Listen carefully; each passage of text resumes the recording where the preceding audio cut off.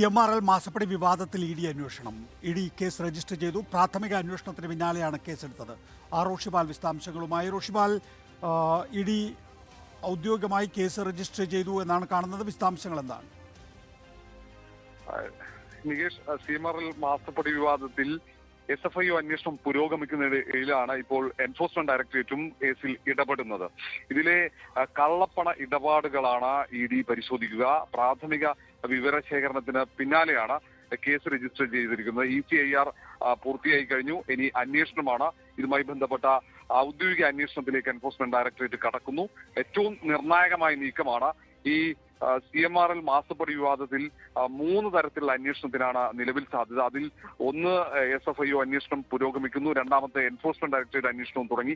ഇനി ഇതിൽ ഏതെങ്കിലും തരത്തിൽ അഴിമതി സ്ഥിരീകരിക്കാൻ കഴിഞ്ഞാൽ CBI അന്വേഷണവും വരും എന്നാണ് നമുക്ക് ഒടുവിൽ അറിയാൻ കഴിയുന്നത്. ഏതായാലും ഏറ്റവും പ്രധാനപ്പെട്ട ഒരു നീക്കം, തെരഞ്ഞെടുപ്പ് മുന്നിൽ നിൽക്കുന്ന ഘട്ടത്തിൽ മുഖ്യമന്ത്രിയുടെ മകൾ വീണ തൈക്കണ്ടി കൂടെ SFIO അന്വേഷണത്തിന്റെ ഭാഗമായി മുന്നോട്ട് പോകുമ്പോഴാണ് വീണ തൈക്കണ്ടിയുടെ ഉടമസ്ഥതയിലുണ്ടായിരുന്ന എക്സാലോജിക് കമ്പനി ഇപ്പോൾ എൻഫോഴ്സ്മെന്റ് ഡയറക്ടറേറ്റ് അന്വേഷണം കൂടി വരുന്നത്. CMRL കമ്പനി ആർക്കൊക്കെ CMRL പണം കൈമാറിയോ ആ പണ ഇടപാടുകൾ അത് കള്ളപ്പണ ഇടപാടുകളാണോ എന്ന് അന്വേഷിക്കുകയാണ് ഇ ഡി നടത്തുക. അതിൽ പ്രാഥമിക വിവരശേഖരണം നടത്തി അതിൽ കള്ളപ്പണ ഇടപാടുകൾ ഉണ്ടെന്ന് സ്ഥിരീകരിച്ചു എന്നാണ് മനസ്സിലാക്കാൻ കഴിയുന്നത്. അതിന്റെ അടിസ്ഥാനത്തിൽ തന്നെയാകാം ഒരുപക്ഷെ കേസ് രജിസ്റ്റർ ചെയ്ത് മുന്നോട്ട് പോകാനുള്ള തീരുമാനത്തിലേക്ക് എൻഫോഴ്സ്മെന്റ് ഡയറക്ടറേറ്റ് എത്തിയിരിക്കുന്നത്. അതിന്റെ തുടർ നടപടികൾ, അതിന്റെ RAFK ചോദ്യം ചെയ്യും എന്നതടക്കമുള്ള തുടർ നടപടികളിലേക്ക് ഉടൻ തന്നെ എൻഫോഴ്സ്മെന്റ് ഡയറക്ടറേറ്റ് കടക്കും.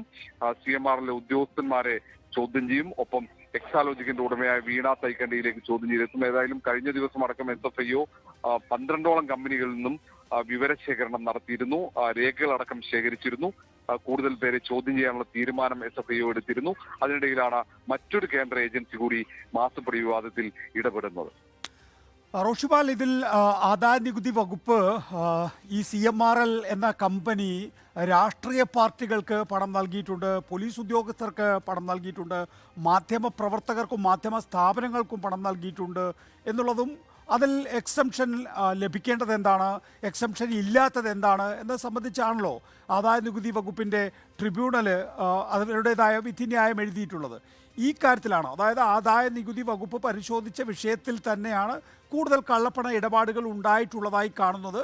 ആ കള്ളപ്പണ ഇടപാടുകളാണ് യഥാർത്ഥത്തിൽ ഇപ്പോൾ ഇ ഡി പരിശോധിക്കുക. അങ്ങനെയാണെങ്കിൽ CMRL കേന്ദ്രീകരിച്ചുള്ള പരിശോധന, അതിൻ്റെ ഭാഗമായി CMRL ആർക്കൊക്കെ പണം കൊടുത്തിട്ടുണ്ടോ അവരിലേക്ക് അന്വേഷണം നീളുമെന്നാണോ കരുതേണ്ടത്?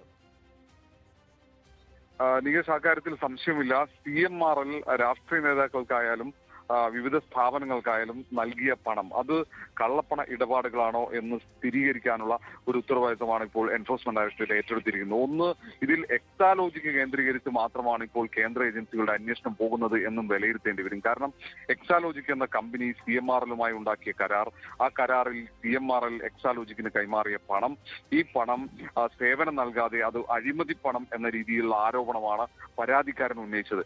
ആരോപണം സ്ഥിരീകരിക്കുന്ന രീതിയിലേക്ക് കാര്യങ്ങൾ പോകുന്നു, അല്ലെങ്കിൽ ആ തരത്തിൽ സ്ഥിരീകരിച്ചുകൊണ്ട് അന്വേഷണ സംഘം മുന്നോട്ട് പോകുന്നു, കേന്ദ്ര അന്വേഷണ ഏജൻസികൾ എന്നതിന്റെ സൂചന കൂടിയായി എൻഫോഴ്സ്മെന്റ് ഡയറക്ടറേറ്റിന്റെ ഈ ഇടപെടൽ കരുതേണ്ടി വരും. കാരണം ഒരു ഭാഗത്ത് SFIO കമ്പനിയുമായി ബന്ധപ്പെട്ട എന്തൊക്കെ തരത്തിൽ നിയമലംഘനങ്ങൾ നടത്തിയെന്ന അന്വേഷണം പുരോഗമിക്കുന്നു, മറുഭാഗത്ത് ഈ ഇടപാടിൽ കള്ളപ്പണ ഇടപാട് തന്നെയാണെന്ന് സ്ഥിരീകരിച്ചുകൊണ്ട് എൻഫോഴ്സ്മെന്റ് ഡയറക്ടറേറ്റ് അന്വേഷണം ഏറ്റെടുത്ത് മുന്നോട്ട് പോകുന്ന സാഹചര്യം. ഇനി ഇത് അഴിമതിയാണെന്ന് സ്ഥിരീകരിക്കുകയാണെങ്കിൽ ഇതിൽ CBI അന്വേഷണം വരും എന്നതാണ്.